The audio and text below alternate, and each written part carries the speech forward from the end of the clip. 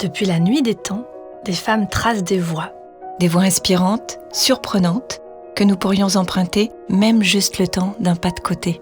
Depuis la nuit des temps, des femmes pensent, créent, brisent les entraves, défient l'impossible et s'inventent une destinée. Elles sont notre précieux héritage, mais nous les connaissons si peu. Dans ce podcast, nous vous proposons de marcher dans leurs pas. Ensemble, on va conjuguer l'histoire au féminin pour s'enrichir et pour déployer nos ailes. Dans chaque épisode, notre invitée nous parle de 2 femmes qui ont transformé sa vie. Nous sommes Alexandra et Caroline. Bienvenue dans Donne-moi des ailes. Aujourd'hui, nous recevons Emmanuelle Puy-Desbattes. Donne-moi des ailes. E-2-L-E-S. Bonjour Emmanuelle, bienvenue dans Donne-moi des ailes. Nous sommes ravis d'être avec vous aujourd'hui. Bonjour. Alors Emmanuelle, vous êtes non seulement une chercheuse de renommée mondiale, mais en plus une oratrice hors pair. Votre intervention au dernier Journée Émergence a littéralement enflammé le public. Mais que cherchez-vous exactement ? Eh bien, vous étudiez le comportement des animaux et il vous reste apparemment beaucoup à faire car vous avez déclaré qu'il n'y a que 10 000 espèces décrites sur les 2 à 10 millions d'espèces animales existantes. De belles années de bonheur à étudier le monde animal s'offrent donc à vous. Mais d'où vous est venue cette passion pour le comportement des animaux ? Depuis votre enfance, vous êtes fascinée par le monde animal. Vos lectures d'ado incluent notamment Le singe, l'Afrique et l'homme d'Yves Coppens, le grand scientifique qui deviendra plus tard votre directeur de thèse et même votre ami. À 22 ans, vous lancez vos premières recherches sur l'utilisation d'outils par les animaux et remettez en question le fait qu'il s'agisse d'une spécificité propre aux êtres humains. Comme vous excellez dans votre domaine, vous devenez très vite maîtresse de conférences à l'université, puis rejoignez le CNRS. Vous êtes aujourd'hui directrice de recherche au Muséum national d'histoire naturelle et tous vos travaux, notamment ceux sur les émotions des animaux, sont très inspirants. Engagée en faveur de l'éthique et du bien-être animal, vous avez publié plus de 85 articles et donné de nombreuses conférences en France et à l'international. Ce n'est pas tout, vous êtes aussi l'autrice de nombreux livres, parmi lesquels Sexus Animalus ou encore Coppens, Lucie, moi et les autres. Et enfin, vous avez reçu la médaille d'argent du CNRS ainsi que la Légion d'honneur des mains d'Yves Coppens lui-même. Autant vous dire, Emmanuelle, que nous sommes très honorés de vous avoir à notre micro aujourd'hui. Mais c'est moi qui suis très honorée. Emmanuelle Puy-Desbattes, avec vous, les superlatifs envahissent cet épisode. Vous avez aujourd'hui choisi de nous parler de la plus ancienne ancêtre connue de l'humanité, Lucie, et de la plus grande championne de tennis de tous les temps, Steffi Graf. Donne-moi des ailes. E-2-L-E-S. Cette fois-ci, vous n'entendrez pas la voix de la première femme choisie par Emmanuelle Puy-Desbattes. Pour une raison assez évidente, elle s'appelle Lucie et elle est née il y a plus de 3 millions d'années. Lucie est le fossile d'hominidés le plus célèbre du monde. Découverte en 1974 sur le site d'Adar en Éthiopie par une équipe de recherche américaine, française et éthiopienne, cette trouvaille s'avère être un tournant dans le domaine de la paléontologie car c'était la première fois qu'on retrouvait un squelette aussi ancien, conservé à 40%. Grâce à cette prouesse, on peut affirmer que les premières traces d'individus bipèdes remontent à plus de 3 millions d'années. Lucie appartient à l'espèce des australopithèques et donc à la lignée humaine. Et maintenant, la question que vous vous posez peut-être toutes et tous, pourquoi l'a-t-on surnommée Lucie ? Pendant les fouilles, il paraît que les scientifiques écoutaient en boucle les Beatles et notamment la chanson Lucy in the Sky with Diamonds. Comme quoi, l'art fait avancer la science, on va en reparler. Tellement impressionnante pour l'époque, la découverte de Lucie a fait le tour du monde, exhibée comme l'une des plus grandes découvertes du siècle. Aujourd'hui, elle est retournée dans son Éthiopie natale où elle repose pour l'éternité. Elle demeure une grande figure féminine de ce siècle. Alors Emmanuelle Puy-Desbattes, pourquoi avoir choisi Lucie comme figure inspirante à nous présenter aujourd'hui ? Alors, j'ai choisi Lucie parce qu'elle a changé ma vie, elle a transformé ma vie. C'est aussi simple et complexe que ça. Ma mère, qui était institutrice, me ramenait souvent des livres. Et ça a commencé comme ça. Donc, j'ai découvert cet australopithèque dans des livres illustrés.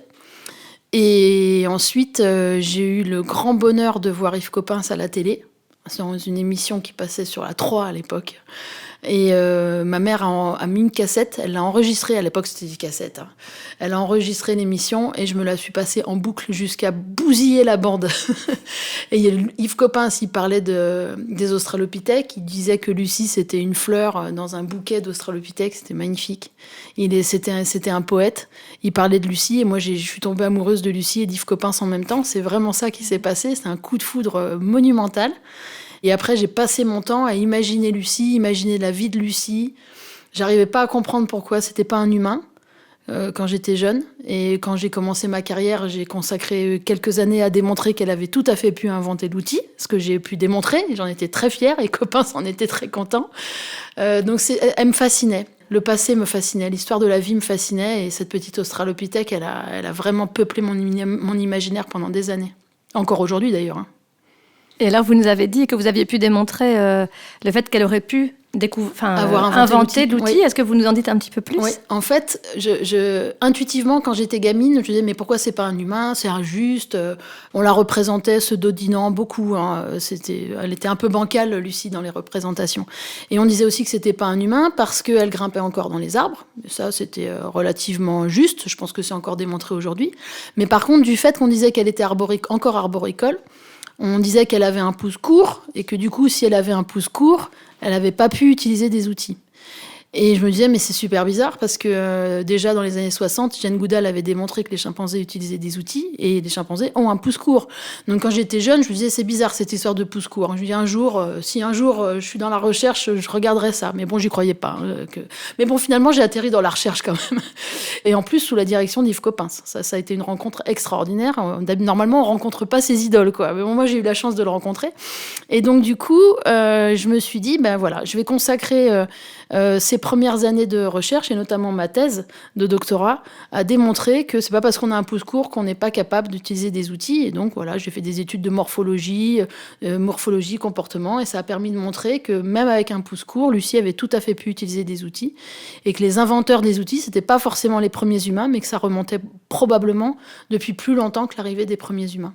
Et on voit que dans ce domaine, il y a certainement tant de choses à réhabiliter, parce qu'il y a beaucoup de scientifiques, surtout des femmes d'ailleurs, notamment dans la préhistoire, qui aujourd'hui amènent de nouvelles hypothèses sur ce qui se passait au temps de la préhistoire, le rôle des femmes au sein de la société. On voit qu'il y a quand même beaucoup de choses à remettre à plat pour les revoir autrement. Alors c'est certain. Moi, je travaille plus trop dans le domaine de la paléanthropologie, un petit peu, au travers encore certains étudiants, mais je suis convaincue qu'il y a encore tout à découvrir. On a eu pendant des décennies une vision très figée et très systématique du rôle des femmes dans l'évolution. Et alors, pour avoir aussi creusé l'histoire des femelles dans l'évolution, je peux vous dire qu'elles sont très, très, très sous-étudiées par rapport aux mâles, pour plein de raisons différentes. Mais le résultat, c'est que du coup, on connaît très mal l'importance des femelles dans l'évolution, et les australopithèques et la lignée des hominidés n'y échappent pas. Donc je suis convaincue qu'il y a encore beaucoup de choses à découvrir dans ce domaine-là. Et comment vous expliquez que ce soit si sous-étudié ? Alors, il y a des vraies raisons, j'ai envie de dire, objectives à ça. La première que je vois, c'est que quand on travaille, par exemple, chez les primates, il y a beaucoup d'espèces où il y a des grandes diversités chez les femelles, entre les individus, des diversités en termes de poids, liées aux hormones. Du coup, pour beaucoup de chercheurs, ça peut induire ce qu'on appelle un biais, c'est-à-dire que quand vous travaillez sur des mâles, vous allez prendre 20 individus, ils vont être relativement homogènes, et donc c'est relativement facile à étudier.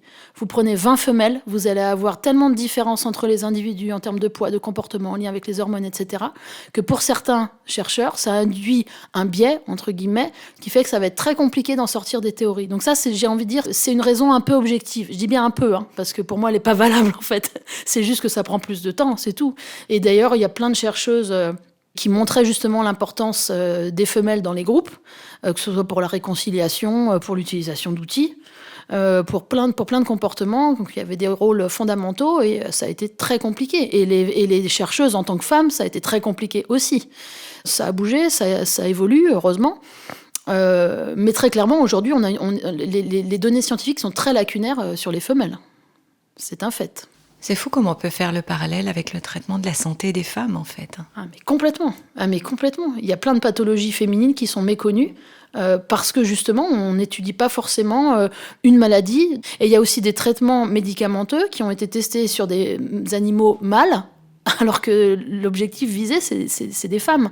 Donc là, il y a des vrais soucis encore. Ça progresse. Il y a eu une prise de conscience de ce gap, de cet écart entre l'étude des mâles et des femelles, mais bon, voilà, il y a encore un petit peu de boulot. Et pour en revenir à Lucie, en quoi c'était révolutionnaire de trouver ce squelette ? Enfin, je ne sais pas si on peut dire squelette, d'ailleurs. Ça, c'est intéressant. Je ne sais pas si on peut dire squelette. Pour la petite anecdote, je n'ai jamais travaillé directement sur le squelette de Lucie parce que moi, je la voyais vivante. Et j'avais pourtant accès à son fossile, à son squelette, parce que Yves Coppens, bien sûr, étant co-découvreur, je pouvais très bien aller la voir en Éthiopie, ou au moins travailler sur les moulages. Ça n'a jamais été possible pour moi. La seule fois où j'ai été obligée de voir le squelette, c'était au muséum, à la galerie de paléontologie du muséum à Paris, parce qu'Yves Coppens, un jour, m'a demandé de faire une visite guidée de la galerie de paléontologie. Et au premier étage, vous avez Lucie, au fond, à droite. Et j'ai dit aux gens, allez au fond à droite, je vais vous expliquer. C'est très compliqué pour moi. Donc, l'aspect... c'est pour ça que c'est intéressant, votre remarque. Moi, le squelette, j'ai jamais voulu le voir. Elle est vivante dans ma tête. Après, pourquoi c'était révolutionnaire ? Parce que c'était la première fois qu'il y avait autant d'ossements pour un individu aussi âgé. On est à 3 millions d'œufs. C'est hallucinant, quoi. Souvent, ce qu'on trouvait, c'était un fragment de crâne, un fragment de mâchoire. Avoir autant d'éléments, c'était énorme, énorme. Ça a quand même permis de faire rêver, quoi. C'est l'essentiel, je trouve. Et pourquoi c'était si important, finalement, que ce soit un squelette au féminin ? Alors, c'était important dans le sens où, effectivement, ça permettait de montrer que, quand même, dans l'évolution, les femmes avaient un petit peu compté, quand même. De temps en temps, c'est pas mal de le rappeler. Et que, malheureusement, quand on trouve des femelles comme ça, ou des femmes, quand c'est pour des périodes plus récentes, on a tendance à y mettre des clichés derrière. On sait que c'est beaucoup plus compliqué que ça. Il n'y a aucune raison, en fait, de se mettre des hypothèses qui sont calées sur notre vie quotidienne ou notre vision à nous de la répartition des tâches. Donc oui, c'était important parce que oui, il y a eu des femelles et elles ont compté, mais attention aussi aux clichés qu'on a pu mettre derrière, quoi. Alors, j'ai lu quelque part, je crois que c'était sur une 4e de couverture, justement de la BD Lucie Coppens et moi, là. Tu ne seras jamais chercheuse, tu es trop fille. Alors, dans votre carrière, quels ont été les principaux obstacles que vous avez rencontrés liés au fait d'être une femme ? Alors ça, c'est très intéressant parce que je m'en suis pas rendu compte tout de suite. Je l'ai compris beaucoup plus tard. Et je l'ai compris justement en écrivant. Tu essayes de comprendre pourquoi tu choisis de dire ça. Et là, je me suis dit, ah non, mais en fait, mon parcours, il a été terrible.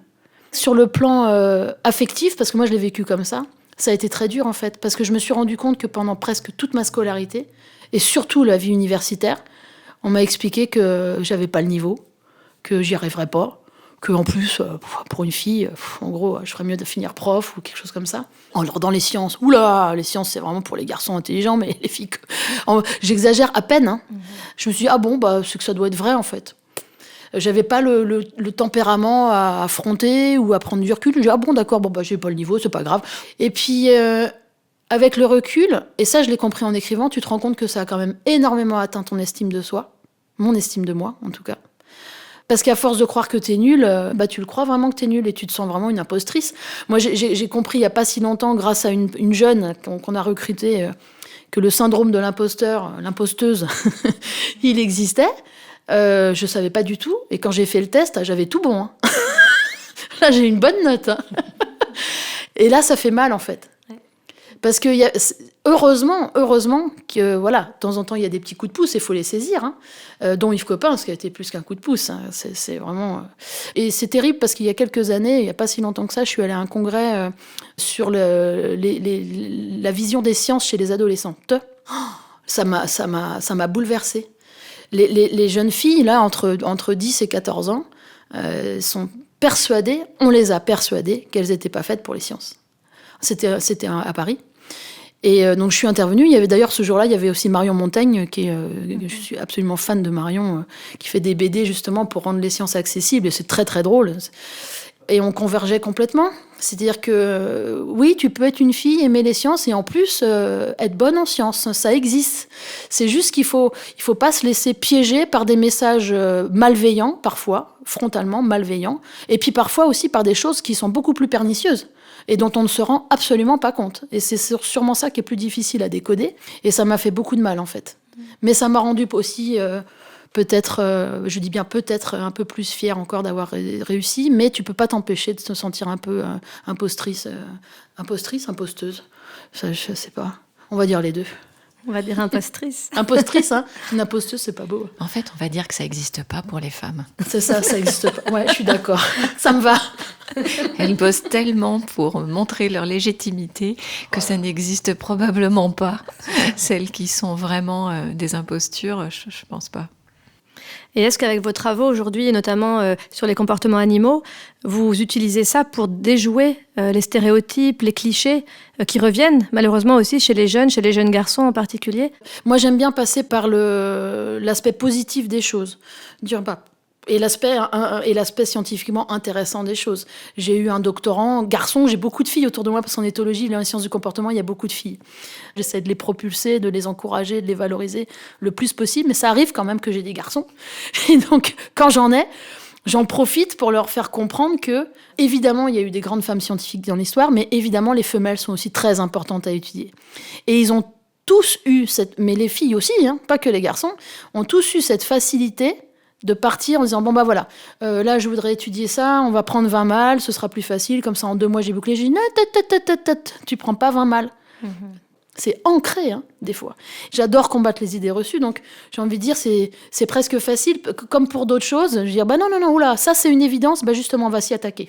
J'essaie de les, entre guillemets, c'est pas de l'éducation, mais de les former à attention aux idées reçues, et justement, essayer d'aborder une question scientifique par toutes les approches possibles. Qu'est-ce que ça fait de se sentir soi-même un modèle de représentation pour d'autres, et notamment d'autres jeunes femmes qui voudraient se lancer dans les études scientifiques? J'espère être inspirante pour les faire rêver et pour qu'elles croient en leurs rêves. J'essaie de leur montrer que tout est sujet à émerveillement dans la science, mais vraiment tout. Et encore, alors avec les animaux, en plus, c'est facile, parce qu'il y a tellement d'exemples fascinants dans le monde animal. J'essaye surtout d'être un modèle de positivisme et d'avoir les bonnes motivations. La bonne motivation, c'est la passion, et essayer de comprendre les choses et de s'éclater. J'arrête pas de leur dire. La semaine prochaine, j'ai une doctorante qui soutient sa thèse. Je lui dis, ta première motivation pour ta soutenance, c'est de te faire plaisir. Si j'arrive à ça, ce sera réussi.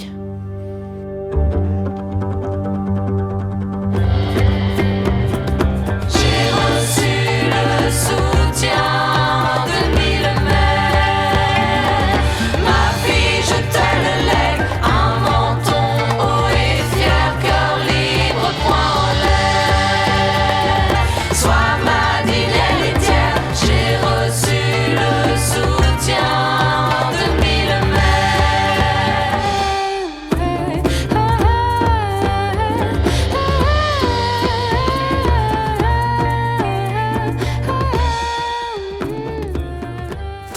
Avant de découvrir les liens d'inspiration entre Steffi Graf et notre invitée, on va d'abord écouter ce petit extrait.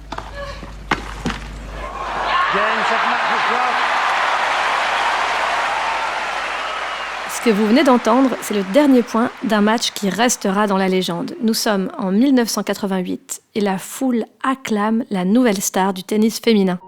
Ce que vient de réaliser Steffi Graf est totalement inédit. Remporter les 4 tournois du Grand Chelem la même année. Seules 3 femmes ont réussi cet exploit et elle en fait désormais partie. Steffi Graf est née en 1969 en Allemagne de l'Ouest, à l'époque. Elle grandit littéralement avec une raquette de tennis dans les mains puisque son père lui en construit une à 3 ans pour qu'elle puisse jouer au tennis. Tout s'emballe très vite pour elle. À 5 ans, elle participe à son premier tournoi. À 12 ans, elle remporte son premier tournoi européen destiné aux jeunes filles de moins de 18 ans. L'année suivante, elle devient la plus jeune joueuse de l'histoire à être classée mondialement en atteignant la 124e place à seulement 13 ans. Son arme principale était son coup droit, très puissant, qui lui a valu le surnom de Fräulein Forehand. Son service était également excellent. Elle a même établi un record à 170 km à l'heure. Avec de tels atouts, elle a été élue en 1999 la plus grande joueuse de tennis du XXe siècle. Et nous, on trouve que c'est bien mérité. Elle est championne de tous les records et la majorité d'ailleurs de ces records sont des records femmes et hommes confondus. Elle a remporté pas moins de 107 titres au cours de sa carrière, dont 22 titres en Grand Chelem. Aujourd'hui, elle est mariée à un autre grand tennisman, André Agassi. La joueuse de tennis a servi d'exemple à des milliers de jeunes filles qui cherchaient un modèle dans le sport et elle continue de faire le bien autour d'elle avec les associations qu'elle crée et qu'elle soutient, comme Children for Tomorrow, qui aide les enfants touchés par les traumatismes de guerre ou d'exil. Cette femme totalement exceptionnelle, vous allez nous la présenter aujourd'hui, Emmanuelle Puy-Débat, et on se réjouit d'avance. Steffi Graf, c'est toute mon enfance. Alors justement, pourquoi vous choisissez de nous parler d'elle aujourd'hui ? Voilà, parce que La première phrase qui me vient, c'est un poster d'elle qui est en train de faire un coup droit. Et il y avait écrit en haut, il y avait écrit « Silence, elle joue ». C'est exactement ça que je ressens quand je pense à Steffi Graf. C'est « Silence, elle joue ». J'étais en admiration totale devant cette femme. Et j'ai compris au fur et à mesure pourquoi. Il y a plein de raisons. La première, je pense, c'est que déjà, techniquement, ça me parlait, parce que moi, je faisais du tennis, je rêvais d'être championne de tennis. Moi, j'ai été prof de tennis, c'est déjà pas mal, mais j'ai pas été championne. Enfin, nationale, oui, mais pas au haut niveau, disons. Et j'avais un gros coup droit, et au revers, j'avais du mal à taper fort, et j'avais un chop, comme Steffi Graf. Et je me disais, quand j'étais petite, je me disais, tu vois, on n'arrête pas de te dire que c'est nul d'avoir un gros coup droit et un chop au revers, que tu feras jamais rien, blablabla, un peu comme dans la carrière scientifique, hein, où on met toujours le doigt sur vos points faibles et on valorise pas les points forts. C'est incroyable, ça. Alors que d'un point de vue éducatif, c'est quand même par le positif qu'on arrive à grandir. Mais bon, bref. Donc, t'as un beau coup droit, mais ton revers est pourri, tu feras jamais rien, blablabla. Et je me disais, mais quand même, la numéro 1 mondiale, les gars, elle a un gros coup droit et elle a un chop. Et donc, du coup, je disais aux copines, mais non, mais écoutez pas, continuez à travailler, vous voyez, c'est possible, elle le fait. Mentalement, c'est une fille qui commençait son premier point et elle finissait le dernier point comme elle avait commencé le premier. Avec une zen attitude, en tout cas d'apparence, hein, parce qu'évidemment, elle devait passer par énormément d'émotions, mais avec une espèce d'humilité et de calme qui me fascinait. Moi, quand j'ai commencé, j'ai fait pas mal de compétitions, hein. Moi, j'avais envie de casser la raquette, mais 40 fois dans le match. Moi, je bouillais, parce que moi, je suis une émotive. Alors, et je voyais cette femme jouer, et je me disais, mais c'est pas possible, mais comment elle fait ? Ça me fascinait. C'est ce décalage qu'il y avait entre sa personnalité calme, zen, d'apparence en tout cas, qu'elle arrivait à, cette maîtrise mentale qu'elle avait, cette humilité qu'elle avait dans les interviews et dans sa manière de jouer, dans le respect de l'adversaire, etc. Et justement, ce côté extraordinaire d'un point de vue des performances. Ça, c'est quelque chose qui me parlait beaucoup et ça m'a beaucoup inspiré. Là, pour le coup, c'était un vrai modèle pour moi. Et est-ce que vous l'avez vu jouer en vrai ? Oui. Je l'ai vu jouer en finale de Roland-Garros contre Sabatini. Oh, waouh. Et je m'en souviendrai toute ma vie. J'ai pleuré, juste de la voir jouer.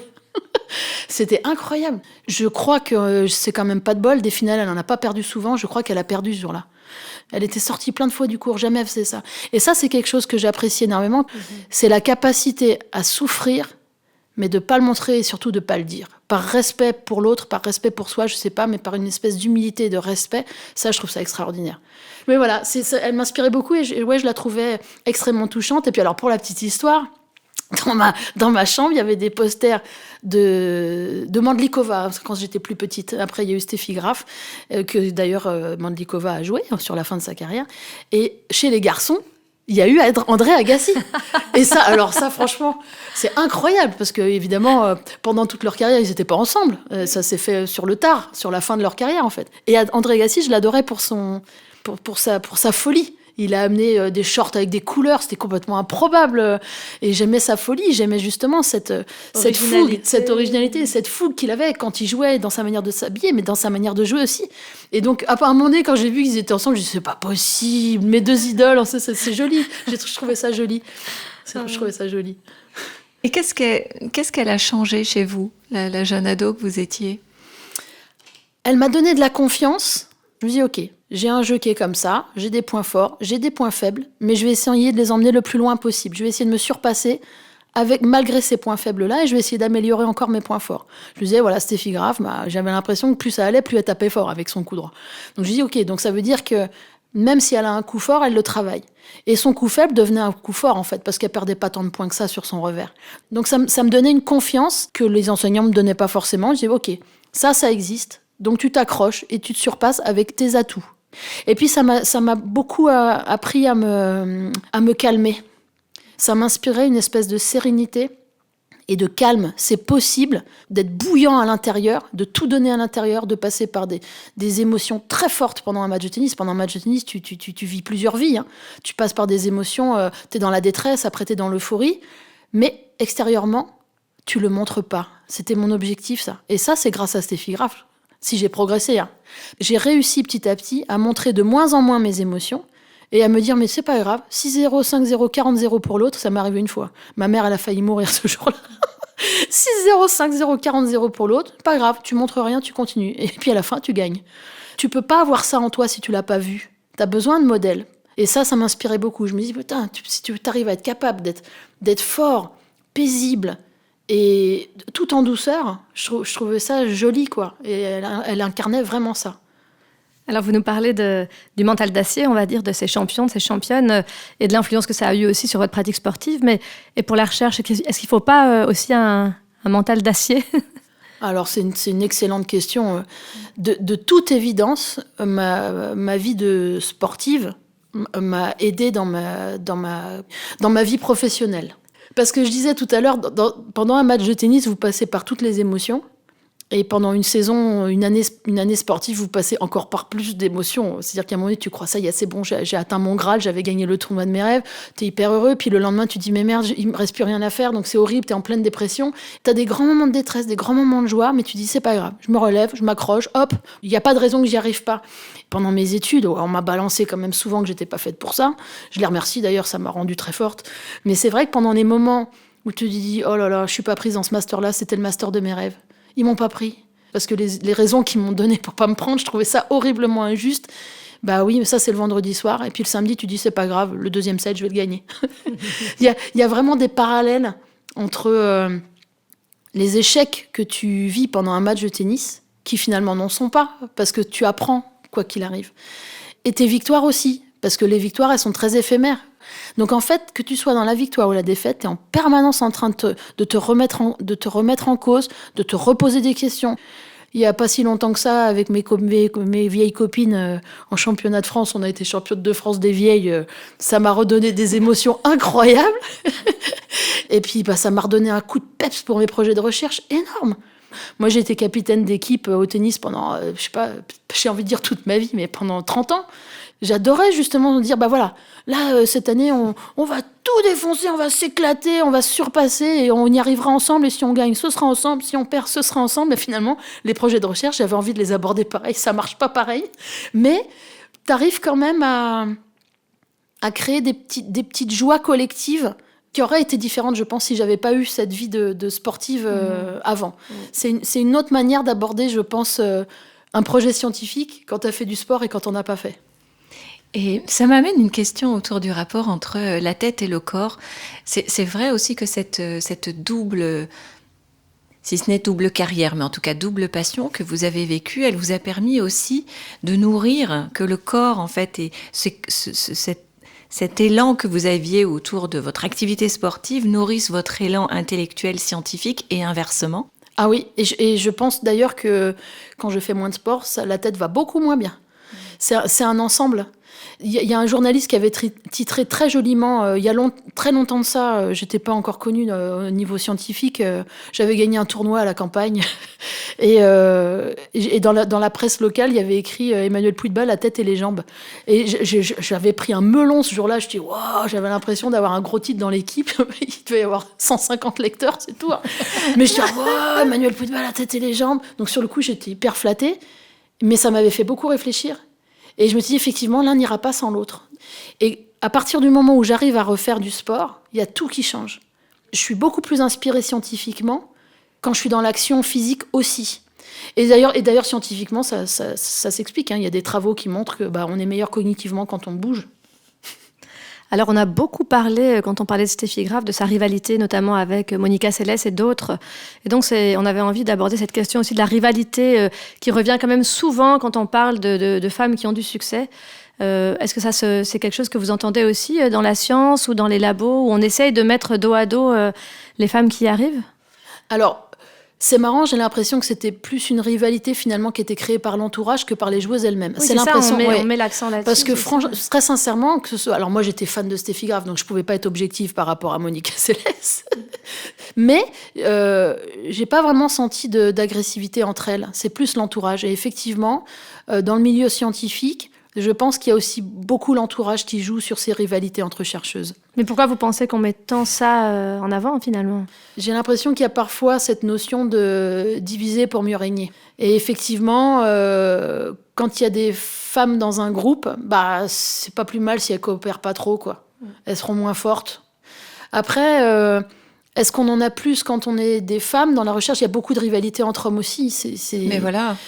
Il y en a beaucoup aussi. Hein. Et Chez Donne-moi des ailes, on est tout à fait convaincus que c'est un stéréotype, en fait. La rivalité, elle est humaine. Hein, et elle existe entre deux hommes comme entre deux femmes. Il y a beaucoup de jalousie aussi, qui malheureusement fait naître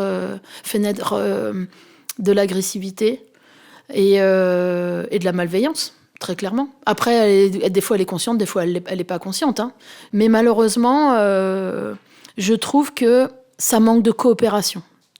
Et une des leçons que je retiens d'ailleurs, enfin parmi plein d'autres, hein, de l'étude du comportement animal et des autres animaux, c'est qu'on manque quand même un peu d'intelligence collective et de coopération. L'individualisme et l'égoïsme, ça ne fonctionne pas dans l'évolution. Est-ce que vous pensez que c'est cette pratique sportive et peut-être l'exemple de sportifs comme Steffi Graf qui vous a appris aussi l'humilité, parce que vous êtes finalement très très humble Alors, c'est gentil déjà. J'espère que c'est le cas, en tout cas. L'humilité, je pense que ça vient quand même beaucoup de ma famille.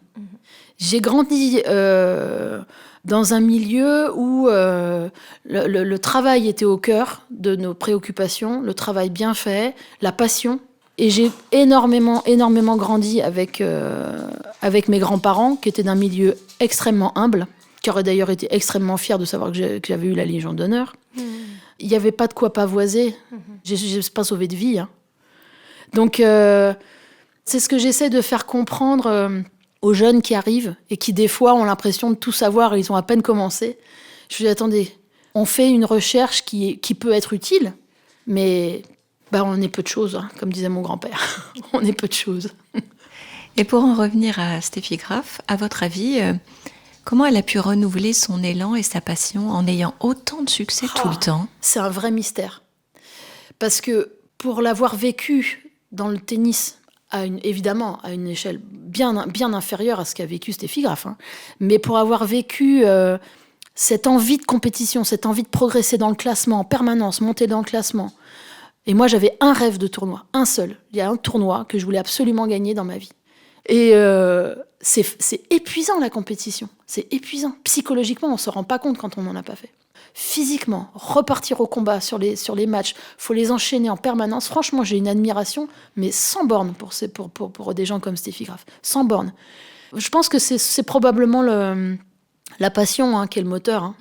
Mais oui, ça reste une admiration incroyable pour Steffi Graf. Être capable de faire ça, c'est hors norme, complètement hors norme. Et si vous aviez la chance de la rencontrer? Oh là là, je pourrais même pas. Je vous jure, je ne pourrais même pas. Moi, j'ai eu des idoles dans la musique quand j'étais jeune. J'avais Mylène Farmer, il y avait Steffi Graf, il y avait Jane Goodall, il y avait Yves Coppens, bien sûr. Mais jamais de la vie, je rencontre mes idoles. J'ai rencontré Yves Coppens parce que j'ai eu un prix scientifique dans lequel il siégeait dans le jury. Je ne l'aurais jamais rencontré sinon. J'ai été obligée de le rencontrer. Et d'ailleurs, la première rencontre, j'ai rien dit pendant 1 heure. C'est pas compliqué, il a parlé tout seul. J'ai pas pu sortir un mot. À part, c'est quoi votre thèse? Voilà. Tu vois ce que je lui ai répondu. Donc c'est pas possible pour moi, c'est trop d'émotions.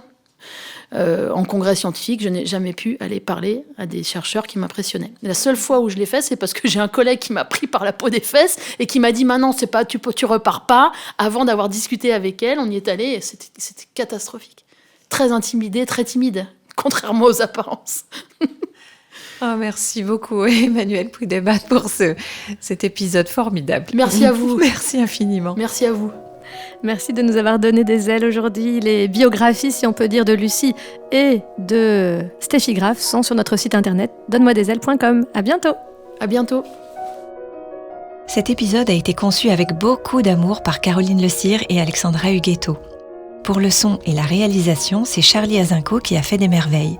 Aidez-nous à faire rayonner les femmes en partageant cet épisode et en lui donnant plein d'étoiles. Quant à vous, quelle inspiratrice vous a donné des ailes ? Partagez votre expérience sur les comptes Facebook ou Instagram du podcast. Nous avons hâte de la découvrir. Et surtout, n'oubliez pas que vous êtes vous aussi une source d'inspiration. Le monde a plus que jamais besoin de votre lumière.